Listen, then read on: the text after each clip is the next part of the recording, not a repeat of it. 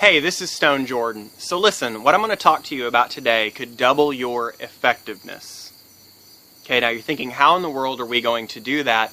But if you stick with me for this short video, I can prove to you how you can double your effectiveness, or let's say if you're already very effective, at the very least increase it dramatically. Okay, so I love to ride a bike, and if you know me, you know that that's something that I just really enjoy doing. I like technical riding. I like gravel, dirt, hills.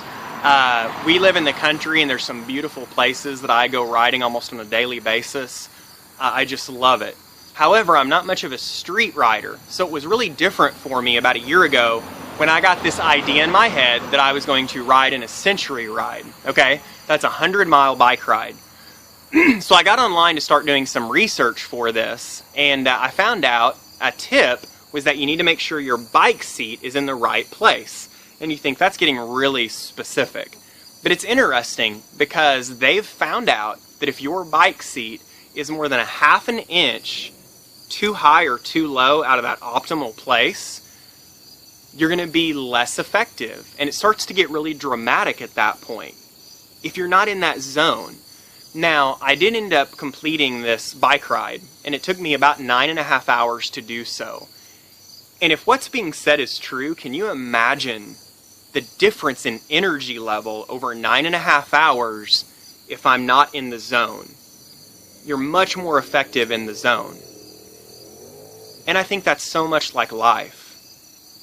If you look at the really productive people, those people are living in the zone. Now, to live in the zone, you have to be able to define the zone. And that's what I'm getting ready to do for you, and that's why I think you can double your effectiveness. This is adapted from Stephen Covey's The 4 Quadrants. 4 Quadrants of Time, and I say adapted because I'm giving it a more spiritual context. Quadrant 4 is the quadrant of not effective, not urgent, and not important. By the way, there's a worksheet at stonejordan.info. Make it so much easier to follow this because it's a lot of content. So quadrant 4, not urgent, not important, okay? This would be time wasters. We call this the quadrant of waste. For me, this would be endlessly searching Facebook. It would be surfing the web. It would be binge watching The Biggest Loser, okay? It's doing things that aren't important and they're not urgent. Don't want to live in this place, but we all do at times. Quadrant 3, if we move over there, that's the quadrant of urgent, but not important. And you think to yourself, what is urgent but not important? And that's a great question to ask because the answer to that is nothing. And that's why we call this the quadrant of deception. But we all live there sometimes. This is the quadrant where, let's say you need to make an important phone call or there's something important you need to do, but you don't really want to do it. In your mind, you want to procrastinate. So you see your desk and it's kind of messed up. So you really start to get in your head that, man, I haven't done this in several days. I really got to get my desk clean. Okay? And so you start working on your desk like it's got to get done. That's quadrant 3 living. It's the quadrant of deception. Okay? You don't want to live there. It's important, but not, it's urgent, but not important, but not really. Okay? So let's skip to quadrant 1. Let's go to the top because we don't want to spend any of our time in 3 or 4. Quadrant 1 is actually where most productive people live their lives, if you really look at their lives. Quadrant 1 is the quadrant of urgence and importance. Okay, it's both urgent and important. We call this the quadrant of demand. Okay, this is going from email to email, answering these emails. This is putting out the fires that go on every day. This is living a life of reaction. Now that causes people to get things done, but we call it the quadrant of demand because you're meeting everybody else's demands. Urgent and important. Now, is this the most effective place to live? And we know it's really not intuitively. So let's look at quadrant 2. This is what we really want to talk about.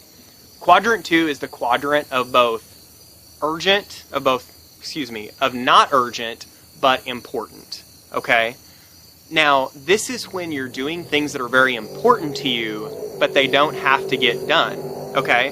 This would be like making quality time with your family. This would be exercising so you have more energy. We also call this the Christian quadrant. Because if you think about it, the things that go on in your Christian life, reading your Bible, prayer, going to see somebody who's sick, all the directly Christian activities, we'll say, they're important, very important to your spiritual life. But is there anybody screaming at you to do them? And there's usually not. They're not urgent, but they're extremely important. So rather than this just being a bunch of information, I'm not about that. Let's make it application. I said I could possibly double your effectiveness, at least increase it. If you look at quadrant 4, not urgent and not important, and you write down the top 5 activities that you think you will do this week just out of past experience that are not urgent and not important, and you make a conscious effort, now just writing them down gives you intentionality, right? You make a conscious effort that you are going to move from that quadrant on those 5 things into quadrant 2, you've just made yourself more effective, especially if you find you spend a lot of time there. You could have just doubled your effectiveness. Here's the other thing, and this is kind of the advanced class.